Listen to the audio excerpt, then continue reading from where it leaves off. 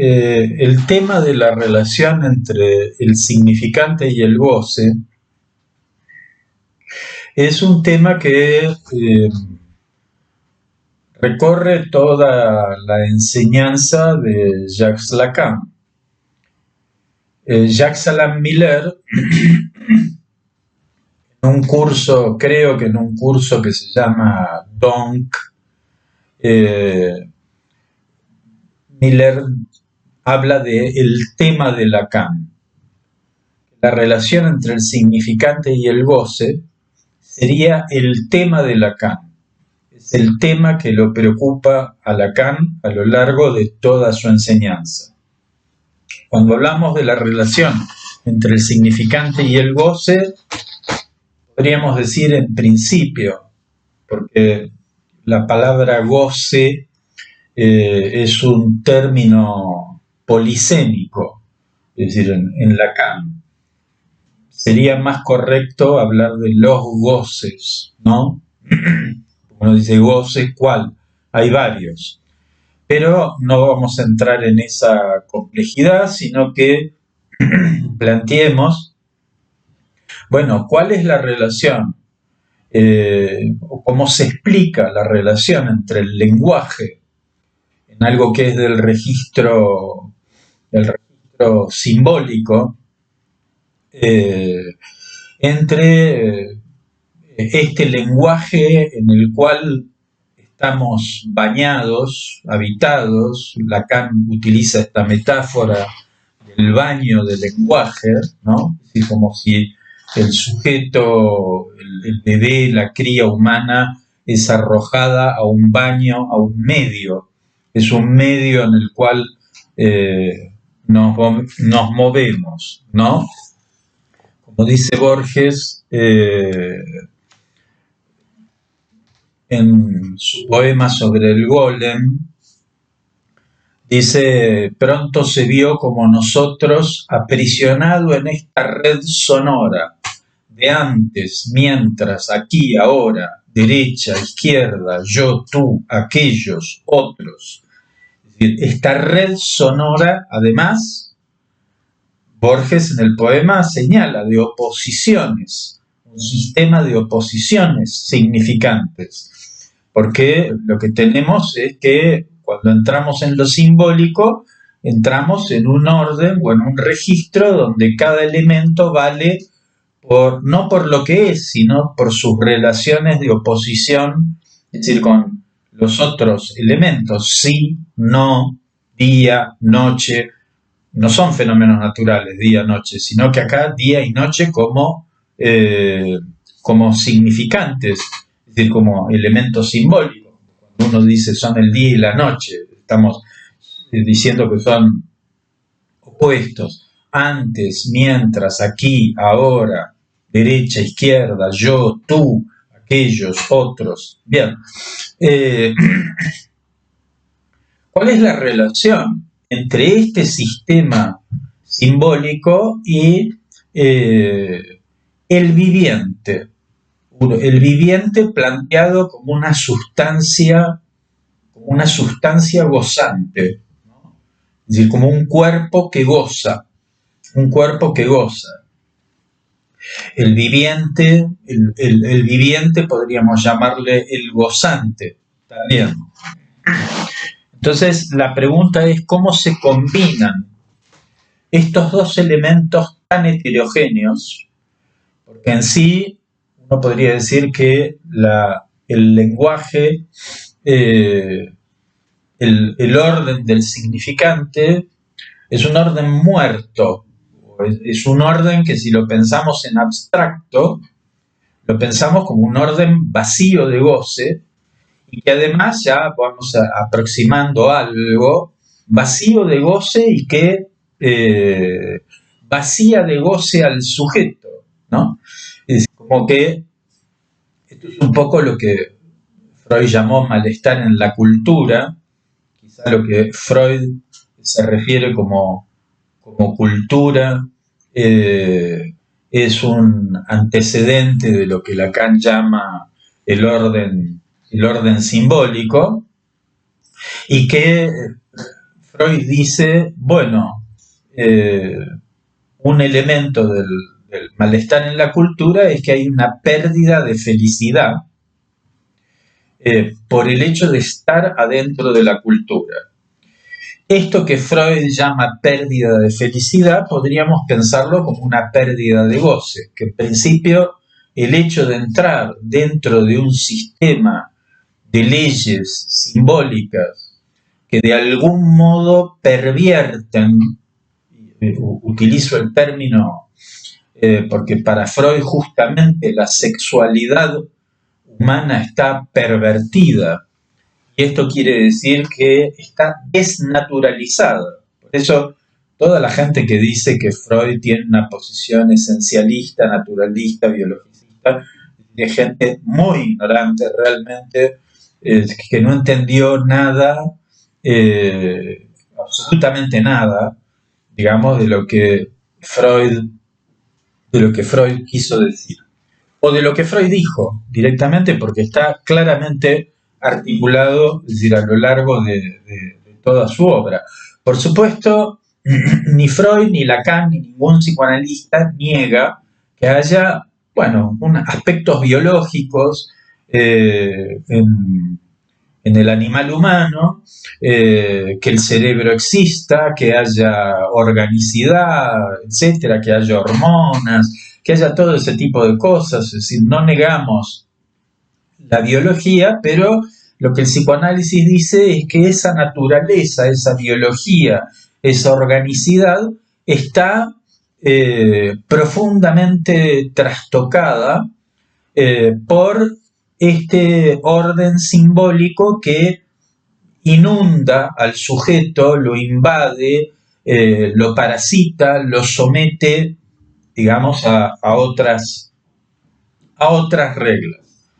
Bien, entonces el tema de Lacan es cómo se vinculan estas dos cosas, este orden del significante con el ser viviente, con lo vivo del sujeto, ¿no? Que lo vivo del sujeto es algo que uno podría pensar como lo real del sujeto, ¿no? Ya vamos pensando, es decir, la relación entre lo simbólico y lo real, aunque la noción de real en Lacan es una noción compleja y que no diría que lo real es la naturaleza, la biología, es más complejo, es decir, es más complejo que eso. Pero en principio la pregunta es cómo se vinculan estas dos cosas que son radicalmente heterogéneas. Esto es lo primero que tenemos que decir. Dos órdenes radicalmente heterogéneos. Bien, uh, y que es algo que ya de algún modo vemos anticipado en la fórmula del fantasma, donde hay un elemento significante que es el sujeto dividido y hay un elemento de goce que es el objeto pequeño a. No vamos a entrar ahora en la fórmula del fantasma, pero pongamos el fantasma como una estructura o un dispositivo, un complejo, para utilizar un término de Freud, que en realidad Freud tomó de Jung, un complejo de representaciones a las cuales está anudado un goce. Damos el ejemplo que da Freud de la fantasía de pegan a un niño, gente que se masturba pensando en que se pega a un niño. Evidentemente hay un imaginario en eso, uno se hace una imagen, ¿no? Alguien pega a un niño, hay una imagen, pero en principio pegan a un niño es una frase, o se pega a un niño o un niño es pegado, es una frase. Y a esa frase está anudada un goce masturbatorio en este caso. Freud analiza ese fantasma de flagelación en algunos pacientes que se masturban con eso. Y que es llamativo y que ya de entrada muestra también cierta perversión. Acá el término perversión hay que tomarlo a la letra, porque Perversión quiere decir subversión, es decir, que está subvertida la sexualidad en todo sujeto hablante. Para Freud, esta es la tesis freudiana, es decir, que la sexualidad humana está subvertida y subvertida por la cultura, y Freud, Lacan, diría, bueno, subvertida por el lenguaje. Entonces, todos los esquemas de Lacan, los aparatos simbólicos de Lacan, el esquema lambda, ¿no? Los 4 discursos, los esquemas que plantean el Seminario 11 con la teoría de los conjuntos, y donde está el conjunto del sujeto y el conjunto del otro, el conjunto del sujeto como un sujeto mítico, no marcado por el significante, un sujeto viviente, mítico porque en realidad no sabemos lo que es el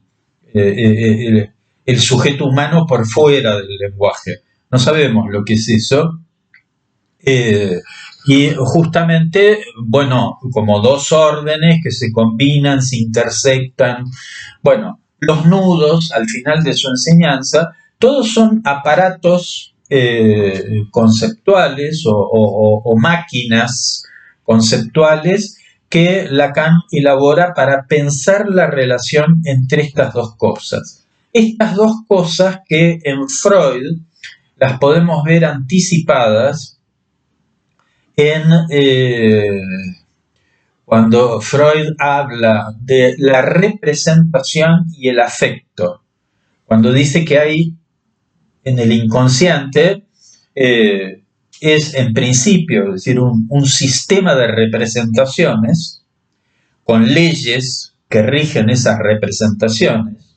Justamente Lacan va a decir, esas leyes del proceso primario, condensación y desplazamiento, son las leyes del lenguaje, metáfora y metonimia, ¿no? Hace una equivalencia B, la equivalencia estricta, esta fue la agudeza de Lacan, entre las leyes del inconsciente y las leyes de la retórica, la metáfora y la metonimia. Entonces Freud piensa el aparato psíquico como un sistema de representaciones, pero un sistema de representaciones que tiene por función procesar un quantum de afecto, una carga de afecto, es decir, una cantidad que puede descargarse, puede circular, puede aminorar, puede aumentar o puede estancarse, ¿no?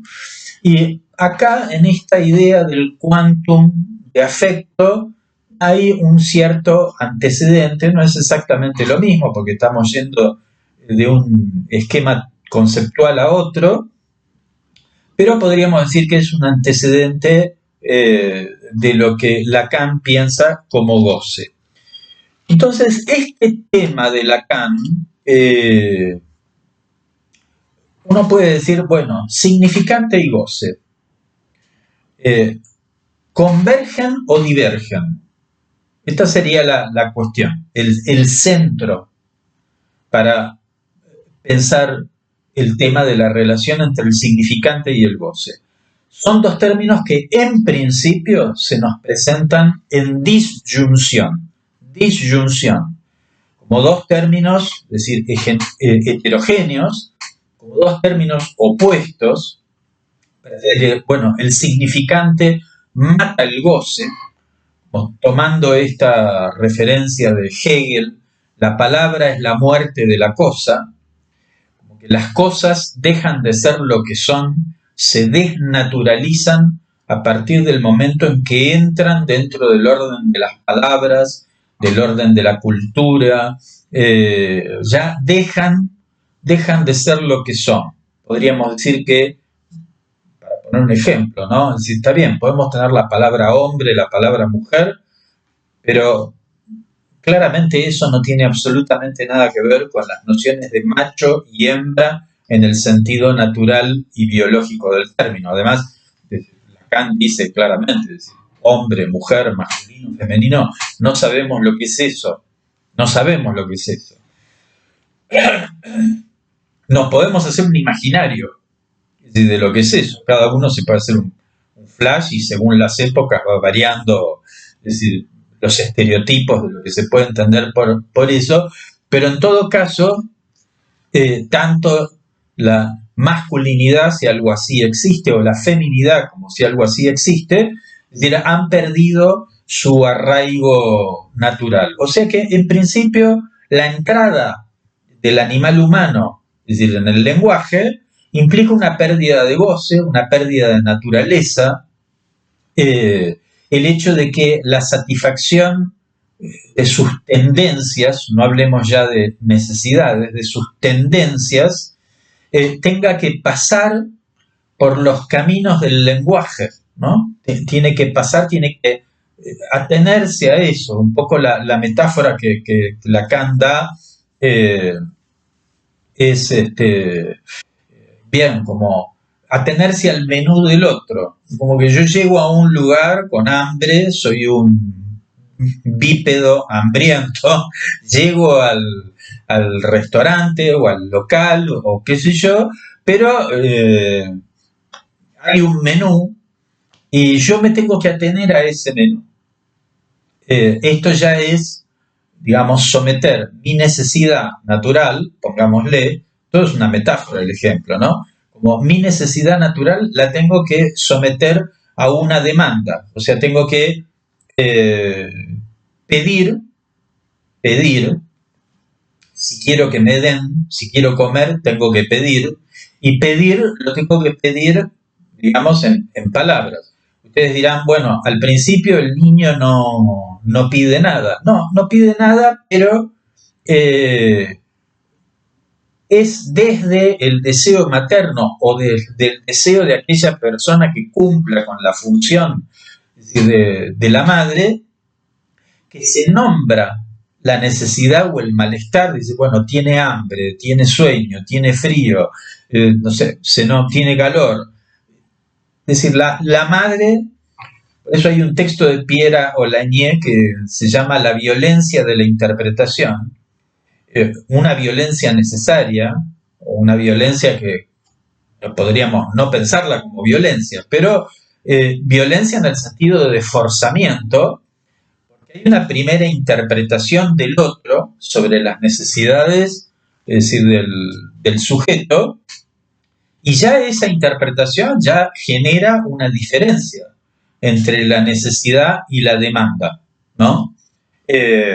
Yo voy al lugar y el lugar tiene, bueno, combo número 1, combo número 2, combo número 3, y yo tengo que acomodar mi necesidad a el menú, es decir, del otro, al sistema simbólico del otro. Me tengo que alienar mi tendencia o mi necesidad en los términos significantes del otro, porque además decir combo número 1, combo número 2, combo número 4, bueno, eso ya es un sistema de significantes simbólicos y de palabras. Y donde, fíjense, es un buen ejemplo también para pensar cómo el sujeto recibe del otro su propio mensaje en forma invertida, ¿no? Esta frase de Lacan, el sujeto recibe del otro su propio mensaje en forma invertida, porque de últimas, si yo digo mi mensaje es, bueno, quiero el combo número 4, ¿no? Pero en realidad ese mensaje o esa demanda mía es el revés de una demanda del otro. Porque lo cierto es que el local de hamburguesas, de comida rápida, su menú es una oferta, ¿no? Y esa oferta es una demanda. La oferta es, pedí el combo, ¿no? A veces está escrito incluso, pedí no sé, el super mega, ¿no? Qué sé yo, esas cosas que son tan ricas y que hacen tanto mal, ¿no? Eso ya es para pensar, ¿no? De por qué el goce es algo que hace mal o pareciera que no hay que gozar demasiado, que no es bueno para la salud gozar mucho. Por eso hoy se plantea cada vez más, es decir, en la cultura, bueno, de una vida sana, etcétera, no gozar tanto, ya directamente vivir es malo para la salud, vivir es malo para la salud, ¿no? Y donde todo lo que promueve el goce, hay un punto donde se plantea lo malo de, es decir, lo malo de ese goce, ¿no? Para la gente que está acostumbrada a dietas hiposódicas, ¿no? Sin sal porque la sal hace mal, ¿no? La gente que está acostumbrado a eso es gente que, me va a entender, puede distinguir claramente cuál es el agua que tiene más sodio y el agua que tiene menos sodio. Es decir, si es más rica, tiene más sodio. Si es rica, es la que te jode más. Es decir, si no tiene nada de sodio y qué sé yo, es decir, bueno, por ahí es muy buena para la salud, pero justamente no es la más rica. Pero igual por ahí esta no es la mejor referencia porque es una referencia muy médica, muy naturalista. Pero es para ir ilustrando algo que Lacan dice, que él dice que todas las construcciones culturales están destinadas a atemperar el goce, a disminuirlo, controlarlo, atenuarlo, hacerlo no demasiado excesivo. Y esto es como Lacan lee el principio del placer freudiano. El principio del placer de Freud es un principio que tiende a atemperar las tensiones internas del aparato, evitar que haya una sobrecarga de tensiones dentro del aparato. Y esto lo lleva a Lacan a decir en su seminario 20 que el principio del placer apunta a gozar lo menos posible, ¿no? Es decir, como que la red simbólica, esta red simbólica, lo que hace es diversificar las tensiones, las somete a reglas. Cuando nuestro goce está sometido a reglas, nuestro goce, la cultura somete nuestro goce a reglas, a comer de una determinada manera, y bueno, puedo enumerar todas las demás, es decir, prácticas, empezando a decir por la sexualidad, pero hay una regulación de la sexualidad, de la violencia, de la agresividad. La cultura va creando dispositivos de regulación, de atemperamiento de eso. Bueno, podemos ser agresivos, pero dentro de ciertos límites o dentro de ciertos parámetros. Si salimos de ciertos parámetros, entonces esa agresividad ya, bueno, es penada por la ley. Y acá es donde Lacan dice o equipara el principio del placer al derecho. El derecho. De últimas, el derecho son las normas. El derecho está hecho justamente de significantes, de palabras, de reglas, ¿no? Que dicen, bueno, pongamos los 10 mandamientos, ¿no? No matarás. Bueno, eso es un mandamiento simbólico. Y no matarás tenés que privarte del goce de matar. Es decir, tenés que privarte del goce de matar, porque en todo caso, en la cultura, no debemos abusar del goce de matar. Uno dice, ¿hay un goce en matar? ¿Cómo puede ser posible esto? Bueno, justamente la teoría psicoanalítica muestra que no somos angelitos, ni siquiera desde la cuna, y que, bien, a veces la gente tiene fantasías, es decir, me dieron ganas de matarlo, está bien, es algo que uno piensa o que uno dice, pero que no lo lleva a la acción. Cuando alguien lo lleva a la acción, bueno, es decir, es un problema. Dejemos de lado ahora el tema de cuando alguien lo lleva a la acción porque le han ordenado que lo lleve a la acción. Eso vamos a ver después. Pero en principio, es decir, el derecho, las leyes, las normas, acá me gustaría decir más las normas que la ley, porque para Lacan la ley y la regla son dos cosas diferentes. No vamos a entrar en eso ahora. En general es una distinción esencial, clave, muy importante para entender lo que es el nombre del padre, pero que en general los lacanianos no le dan mucha bola erróneamente. Bien, entonces el derecho atempera el goce. Esto que vemos que hay normas. Puedes decir, bueno, podés intoxicarte si querés, podés tomar vino. El vino es una sustancia que intoxica, legal, es legal, ¿no? Ahora estamos cerca de una legalización de la marihuana, por ejemplo.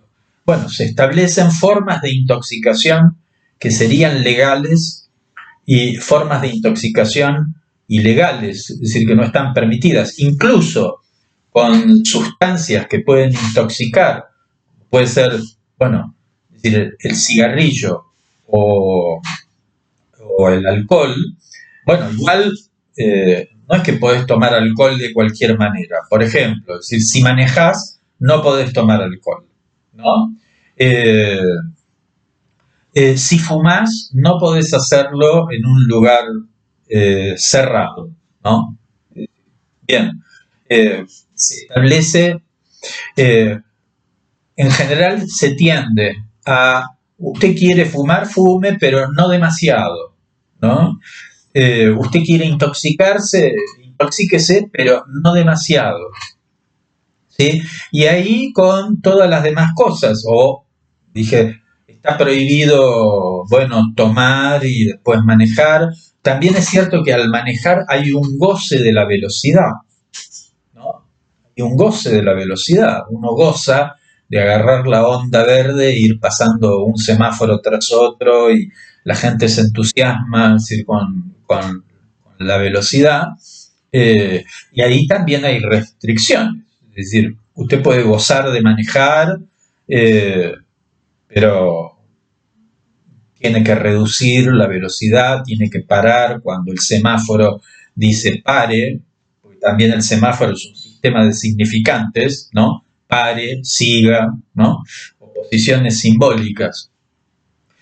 Y que la idea de que el derecho ordena gozar lo menos posible, o gozar hasta ahí, podríamos decir que el principio del placer es como un principio de ahorro forzoso. Vos podés gastarte la energía, porque para Freud el goce tiene que ver es decir, con la descarga. Y de hecho la pulsión de muerte tiene que ver con la descarga absoluta. Vos podés gastar tu energía, pero de a poco. Tenés que preservar un resto, conservar algo, ¿no? No demasiado, no excesivamente. Y tenemos una figura en el derecho, la figura de los pródigos. Un pródigo es alguien que gasta, dilapida de un modo inmoderado su fortuna, su patrimonio, y donde de repente la familia puede intervenir legalmente para que esa persona no siga quemando los bienes, no sé, patinándose toda la plata de la familia y de él mismo, es decir, ya sea en el juego o en lo que sea, o en negocios absurdos. Bien, no importa eso, pero puede haber una intervención legal que el juez ordene que esa persona ya no pueda disponer más de sus bienes. Lo mismo respecto de la intoxicación, porque uno podría agarrar y decir, bueno, qué sé yo, es mi cuerpo, es mi vida. ¿Qué pasa si yo me la quiero gastar mi vida en un año? ¿No? Es decir, puedo gastar mi vida en un año, no sé, comiendo había una película hace muchos años que se llamaba La Gran Comilona, que eran 4 tipos que se juntaban a comer y donde el objetivo era suicidarse comiendo, ¿no? Como el goce y la muerte van de cerca. Eh, entonces, bueno, también uno podría decir, bueno, es mi cuerpo, yo si me quiero tomar todo hasta morir o entrar en un coma alcohólico, bueno, ¿por qué no? Bien, en principio, es decir, hay un orden simbólico que dice, no, usted no puede disponer de todo, absolutamente. Incluso, claro, bueno, yo no sé si hay lugares, ignoro, si hay lugares donde esté penado el suicidio desde el punto de vista civil, pero hay religiones, por ejemplo, es decir, la religión católica o cristiana, es decir, bueno, ve mal o prohíbe, es decir, el suicidio. En otras culturas no es así, ¿no? Pero, bien, la cuestión de la disposición del cuerpo y de cómo disponer del cuerpo del otro está sometido a reglas. Los goces están sometidos a reglas. Y eso hace que, bueno, el goce es un goce medido.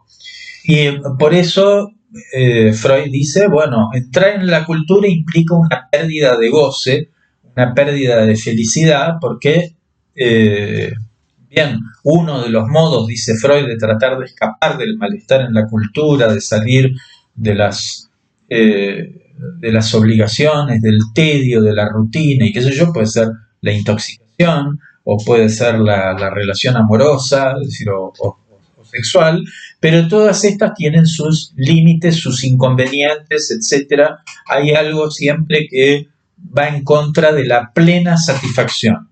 Siempre hay algo, siempre, como decían los viejos antes, nos faltan 5 guitas para el mango, ¿no? Y que, bien, la cultura instaura ese estado de insatisfacción a partir de que el instinto se da como perdido por la entrada en la cultura, ¿no? Esto es un efecto del significante. Ahora, la pregunta es si el significante y el goce siempre están en oposición, si siempre están en disyunción. La pregunta sería si el significante y el goce pueden estar en conjunción, ¿no? Si la cadena significante puede llegar a ser productora de goce. Y acá es una diferencia que establece Jacques Alan Miller, también en un esquema muy sencillo, pero muy claro, donde él dice, bueno, está la cadena significante como productora de sentidos, ¿no? El lenguaje como productor de sentidos, y el lenguaje como la cadena significante como productora de goce. Bueno, es una distinción que se podría objetar o decir, bueno, ya de por sí en el sentido hay cierto goce, porque hay una cierta satisfacción cuando uno entiende. Por ejemplo, yo estoy hablando ahora, no sé si con mayor o menor fortuna, si no se entiende nada de lo que digo, bueno, hay como cierta incomodidad o cierto malestar o cierto gusto a poco y qué sé yo. Si la persona puede entender y captar, hay cierta satisfacción en el comprender, ¿no? Una satisfacción de la cual Lacan nos advierte a los analistas no dejarnos tentar, justamente porque hay una satisfacción en el goce, no dejarnos tentar demasiado por el comprender demasiado pronto, ¿no? Es decir, bueno, ya le saqué la ficha a este. Eso es lo peor que puede llegar a pasar, es decir, para un psicoanalista, ¿no? Que el psicoanalista crea que le sacó la ficha, es decir, que comprendió demasiado pronto. Pero en general en las relaciones humanas no está bueno que uno clausure. Bueno, esta persona es así y qué sé yo, la signifiqué de una determinada manera y eso clausura toda otra redefinición posible. Bien. Pregunta es, ¿la cadena significante o el significante como productor de goce? Y hay un ejemplo que es lo central, que es lo que Freud llama superyo. Que en Freud, eh, en Freud tiene sus idas y vueltas la noción de superyo. Es compleja, pero Lacan la define más correctamente, no más correctamente, pero despeja las dudas o las ambigüedades y directamente Lacan piensa el superyo como un imperativo de goce. El superyo ordena gozar. El superyo es lo que me lleva a lo que me dice más, todavía más, un poquito más. El superyo es lo que dice vos podés más. Uno diría en principio, bueno, pero no es bueno eso. En principio es bueno siempre y cuando uno tenga ciertos límites. Un problema justamente de la sociedad capitalista es que la sociedad capitalista te hace pensar que todo es posible, que nada es imposible. Ya pensar nada es imposible es medio como forcluir la dimensión de lo real. Nada es imposible, todo es posible. No hay límites, y ya de hecho lo vemos en el funcionamiento del capitalismo mismo como una tendencia a incrementar el capital, sobre todo a nivel financiero, donde el capital engendra más capital, ya no el capital de la producción y el trabajo, sino el capital como entidad puramente financiera, como dimensión financiera, y donde la idea es aumentar la tasa de ganancia y no importa a dónde vaya eso. Esto es algo que uno lo puede estudiar, por ejemplo, muy bien en algo que los psicoanalistas no le han dado mucha bolilla, pero en lo que se llama las burbujas financieras. Yo les recomiendo, busquen en Wikipedia, es decir, la noción, y el fenómeno es muy interesante, de cómo la gente llega a valorar o las acciones de un producto determinado, como fue el caso, por ejemplo, no sé, de los tulipanes de Holanda en el siglo XVII, que, bueno, parecía que valían lingotes de oro los tulipanes y qué sé yo, hasta que de repente eso, la burbuja, es decir, reventó. Era como decir, bueno, si vos invertís tu guita en la producción de tulipanes, vas a ganar. Y entonces la gente cada vez invertía más, y al final las acciones rindieron lo que tenían que rendir, se vino todo abajo porque, bueno, se trataba de tulipanes, ¿no? El superyo como imperativo de goce es lo que te dice más, porque el superyo siempre está insatisfecho. Nunca. El superyo es como un psicópata que llevamos dentro, es como un enclave. Estoy utilizando la palabra psicópata en un sentido descriptivo, en un sentido vulgar, lato, popular, no en un sentido como entidad nosológica, sino que justamente el superyo es algo que incita a que uno haga lo imposible, ¿no? Nos empuja a hacer cosas más allá de la medida de lo humano. O sea que nos empuja de algún modo al heroísmo, un heroísmo que puede implicar nuestra propia muerte, o un heroísmo que puede implicar la muerte de los otros. Cuando digo heroísmo, acá no me refiero a algo noble, digo heroísmo en el sentido de pasar o cruzar cierta raya, cierto límite. Y acá nosotros tenemos como la guerra, pero no solamente la guerra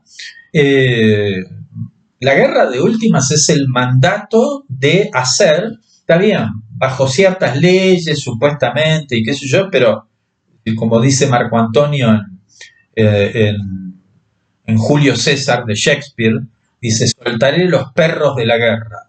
Cuando vos soltaste los perros de la guerra, hay un punto donde eso se descontrola.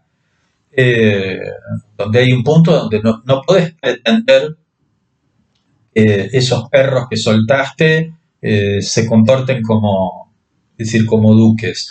Es decir, la guerra es algo serio, porque la guerra, de últimas, es el punto donde la autoridad,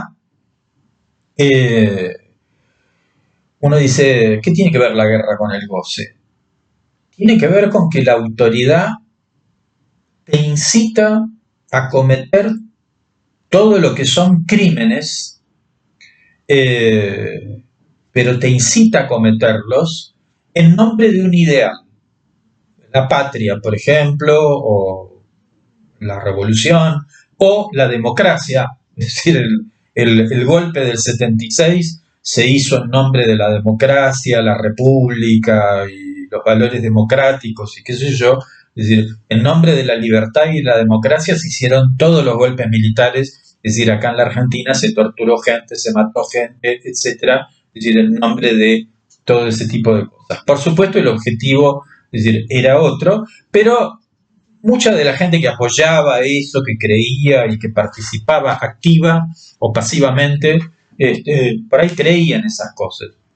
Lo cierto es que la guerra lleva a que las personas maten, que las personas rompan cosas, que las personas violen, que las personas maltraten, que infrinjan dolor en sus semejantes, que hagan todo lo que en la vida habitual es un crimen. Claro, ahí supuestamente deja de ser un crimen, salvo está lo del crimen de guerra, pero que donde es complejo la cuestión del crimen de guerra, siendo que la guerra ya tiene una dimensión criminal, criminal de por sí. Uno podría decir, bueno, estás denostando a las personas, estás diciendo que el general San Martín era un criminal. No estoy diciendo eso, pero es cierto que fue un hombre que peleó cuando lo creyó necesario y que no era un belicista. Fue un gran guerrero, un gran soldado, pero no fue un belicista. Y puedo dar otro ejemplo. No fue un belicista porque fue alguien que le dijo, por ejemplo, al general Lavalle, que le aconsejó que no lo fusilase a Dorrego, le dijo, cualquier gota de sangre que usted pueda ahorrar, cualquier gota de sangre de argentinos que usted pueda ahorrar, le va a hacer un bien a la patria. Lavalle, un liberal, ¿no?, defensor adalid de la democracia, la república, etc., es decir, fusiló a Dorrego y inició con eso una guerra civil bastante atroz, que obviamente tenía otros factores, no fue por ese fusilamiento que fue. Pero para dar otro ejemplo, me estoy demorando un poco en esto de la guerra, el duque de Wellington, quizá el militar más destacado de la historia de Inglaterra, él decía que en la guerra hay dos cosas que son terribles. Una es una batalla perdida y la otra es una batalla ganada. O sea que salga como salga, siempre la guerra tiene algo lamentable, porque incluso en la batalla ganada, vos ganaste la batalla, pero murieron otras personas, no solamente del bando enemigo, sino también de tu propio bando. Entonces es como, la batalla es algo que deja, después de, ese momento de goce de los cuerpos enardecidos que accionan, que gritan, bueno, y donde justamente acá en Lacan uno puede decir, bueno, ¿qué quiere decir la palabra goce en Lacan? A grandes rasgos, uno puede tomar la palabra goce en un sentido muy amplio, es decir, bueno, goce como un sinónimo de placer, placeres intensos o menos intensos, pero hay goce siempre allí donde hay placer. No podría decir, bueno, yo me pongo un caramelo en la boca y hay un cierto goce, es decir, en eso. O me pruebo un sorbo de vino y hay un cierto goce, es decir, en eso. Pero en un sentido más restringido, Lacan dice que el goce es algo que está más asociado al más allá del principio del placer. Cuando ya hay un forzamiento, dice Lacan. Esto lo dice en una conferencia que se llama Psicoanálisis y Medicina. ¿No? Hay un forzamiento. Y ya cuando entramos en el orden del esfuerzo, del forzamiento, incluso del dolor, dice incluso de la hazaña. Porque hay algo de una hazaña en decir, me voy a tomar 20 shots de tequila, ¿no?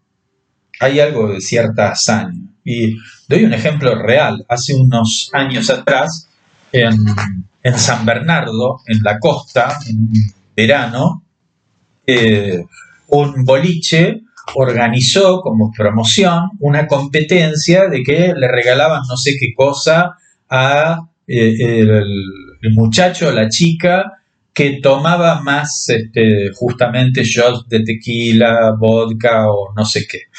Y donde empezó a haber una competencia, ¿no? Y esto es muy propio, y el trasfondo sexual se ve en el hecho de que es ver quién la tiene más larga, ¿no? ¿Quién puede más? ¿No? Vulgarmente, un porongueo de a ver quién toma más y quién palma antes y quién está erecto de pie, ¿no? Más tiempo. Y donde un muchacho murió, es decir, de un coma alcohólico. Ahora, en ese momento los medios le preguntaron a una colega qué llevaba a un muchacho joven, a un joven adolescente, porque siempre los que tienen el problema son los jóvenes, ¿no?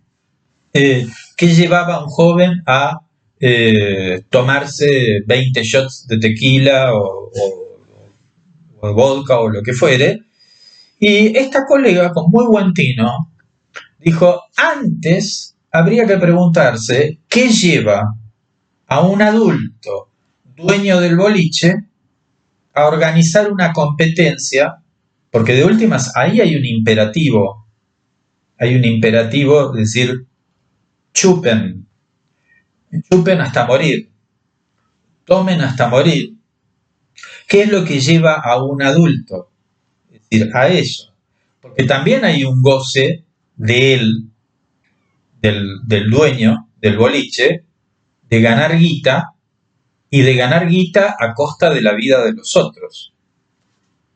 Como lo que pasó en una fiesta electrónica donde, no sé, dejaron entrar a 20.000 personas, donde había una capacidad para 10.000, donde les cortaron el agua para que comprasen botellitas de agua en la fiesta electrónica, es decir, a precios astronómicos, y donde después la gente terminó habiendo muertos. Entonces hay una voracidad,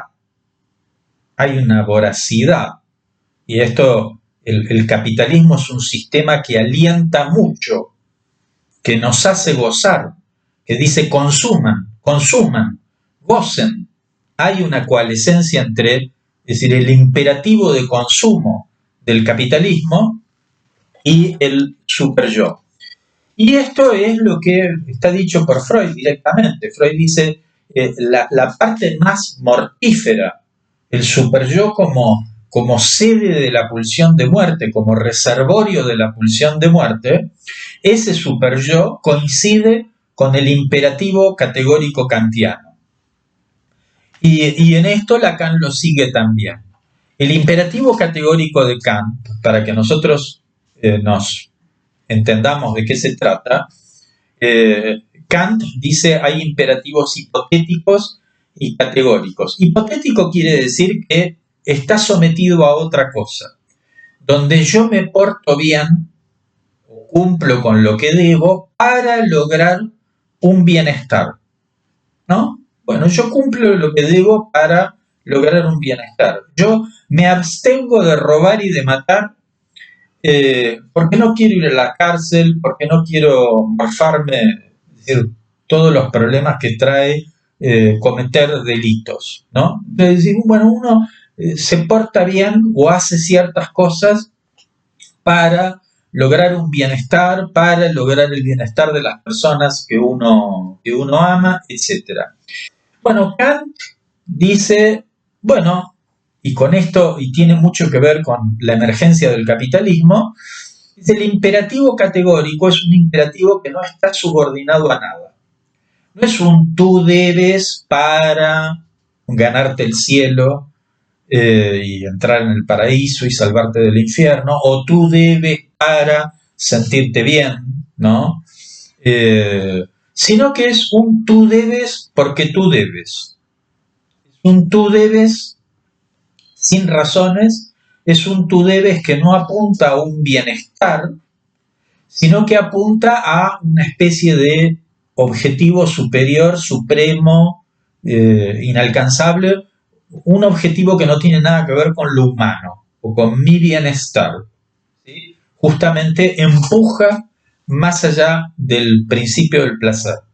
Así que en este punto, cuando Freud dice el superyo es el reservorio de las pulsiones de muerte, el superyo es un imperativo de goce que lleva al sujeto a gozar más allá de sus límites, a gastar más allá de sus límites, a gastar su dinero, a gastar sus fuerzas, a gastar su salud, a gastar su cuerpo, a consumir también, es decir, a consumir, pero en el consumo hay un gasto no solamente es decir, de dinero, también hay un gasto de salud, de energía, es decir, hay un deterioro según cómo y qué yo vaya consumiendo. Y además, en exceso, cualquier cosa.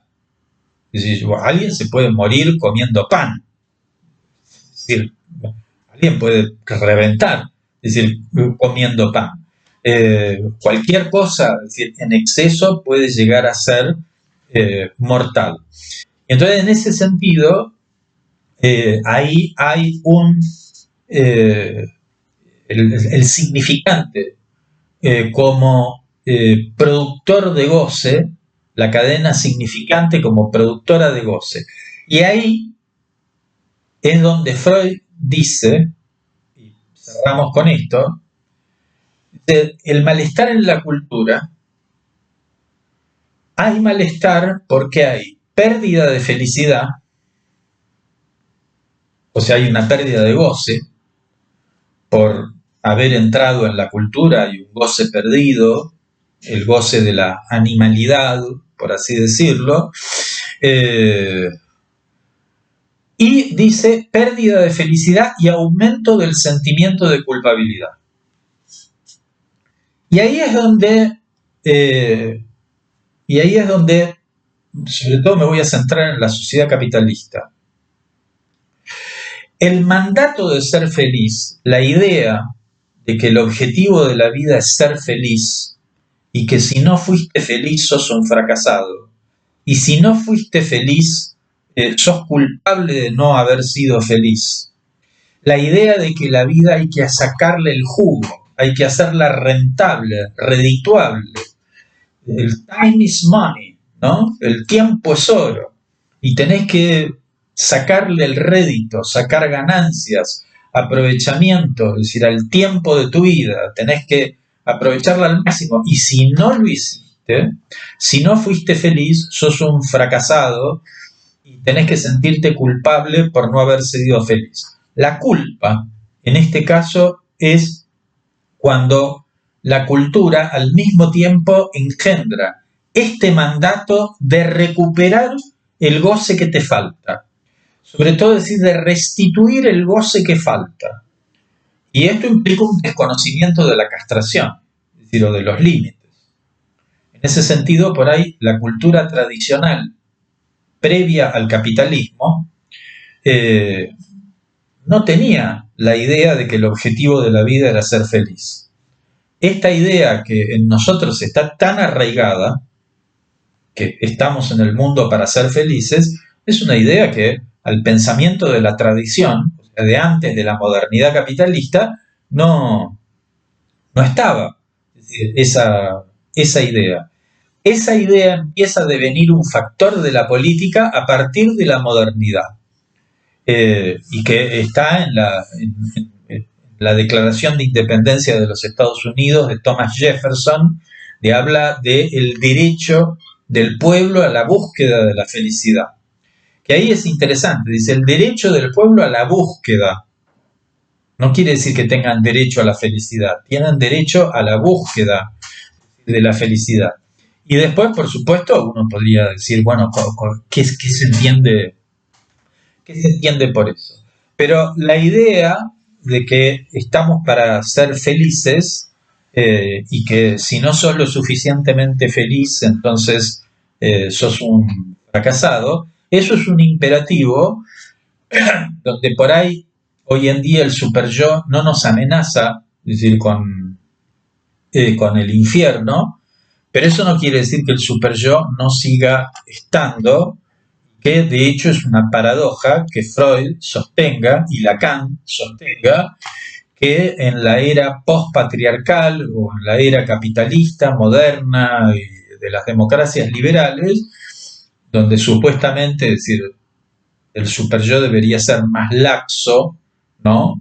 Porque el autoritarismo, bueno, hay por supuesto autoritarismo, pero donde el autoritarismo está cada vez más mal visto.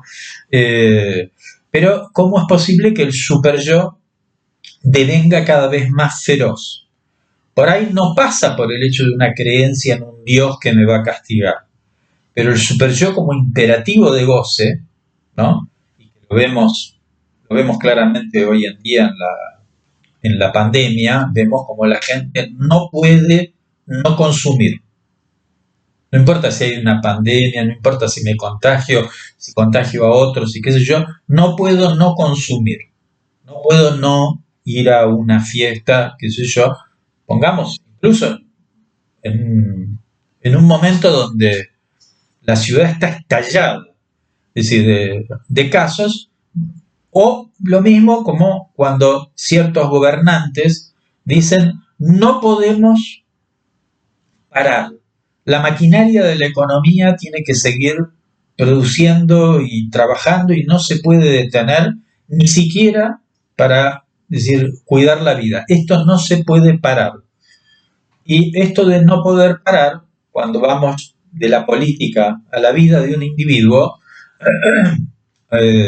bueno, ahí tenemos un ejemplo.